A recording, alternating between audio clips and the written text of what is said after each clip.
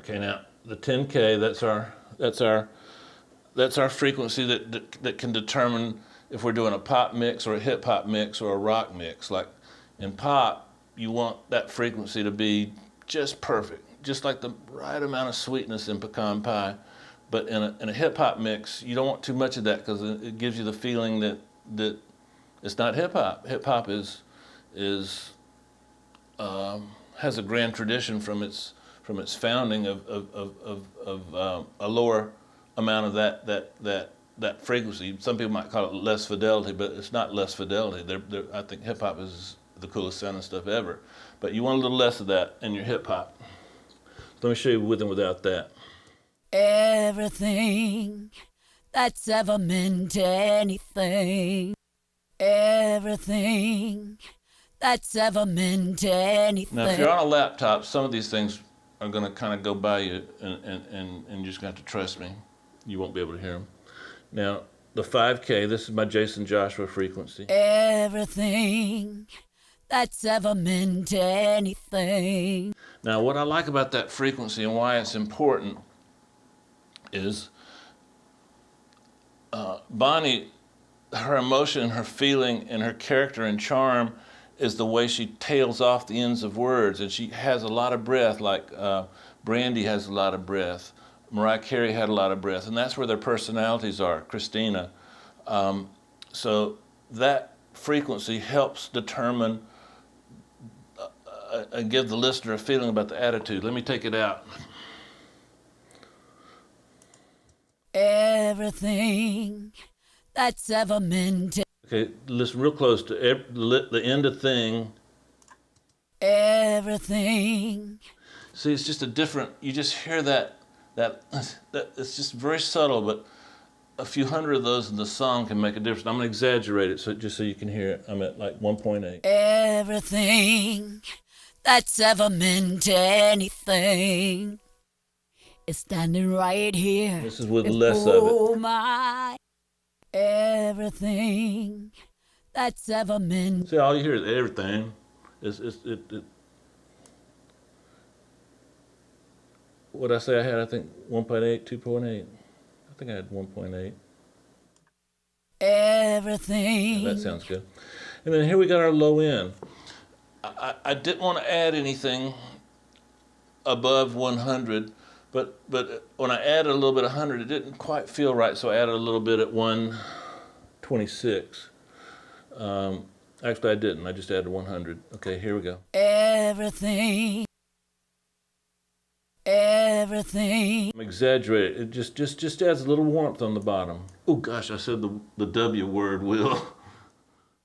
Everything that's ever meant anything. So you can see what that kind of does. Now, let's hear it in the mix. I'm going to take just the EQs out of the mix, and let's see if we can learn something from that. Okay, here we go. Everything that's ever meant anything. Okay, listen to the two NGs and the breath on those two last words. Anything and watch. Everything that's ever meant anything. Okay, let's see if I've got a consonant in here somewhere that we can kind of play with. Standing right here before my standing. I don't. But trust me, the consonants are really coming through nicely. Okay, one other thing. I'm gonna breeze through some of the effects. Let's add the effects back. Here's our Bricasti buddy. Everything that's ever meant anything. We're just trying to put her in the same space as the drums. There's this real drummer, so that determines the space. So I want to make sure she sounds like she's in the same space as the drums. I'll play you that in a minute. Now this is an effect I inherited, but I liked. Now this is our old buddy doubler. I'll show you that in a minute. Everything that's ever meant anything. Now the output of the doubler, if you recall, I sent it to two wideners from Waves, the S1 and the PSS.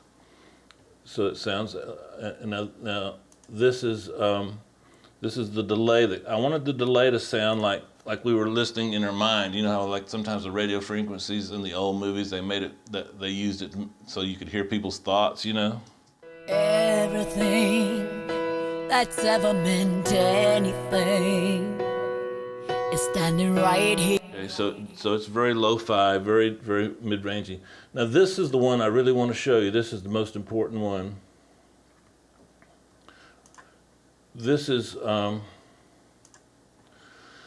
going to a compressor. It doesn't matter what compressor it goes to, and then the output of that compressor is going to a limiter, and I'm taking off maybe 2 or 3 dB from each. Now it's bone dry. In fact, I rolled a little bit of top end off, a little bit of low end. I'm not showing it to you because I want you to learn this because it's very important. The effects made the vocal go back in the mix a little bit. Now watch what happens when I add this compressor. It brings the vocal back to the front because it's a very steady level because of the compression, but it gives you the feeling that the vocal moved forward in the mix. Watch this. I'm on 20, minus 20, so this is without it. Everything. You know what, I'm gonna do a shorter thing so we can kinda, so I'm gonna bring it up and watch what happens. Everything, everything, everything, everything, everything, everything, everything, everything, everything, everything. It doesn't really change the sound, it just gives you the impression that the vocal is standing in front of all the instruments. Were you able to hear that well? Did it come through? Okay, real quick. Here's the setting for the doubler. I'll leave that up there for a second, and then I'm widening that too. So I hope that kind of gave you a little bit of a different insight than some of the other things I've seen on the web. Don't think of frequencies as negative things or positive things. Think of them as generating an emotion or covering up an emotion, and you're trying to get that feeling and emotion out of that vocal. Let me play a little piece of what happens when the guitars come in. I never see all my dreams come true. The one that mattered the most was you.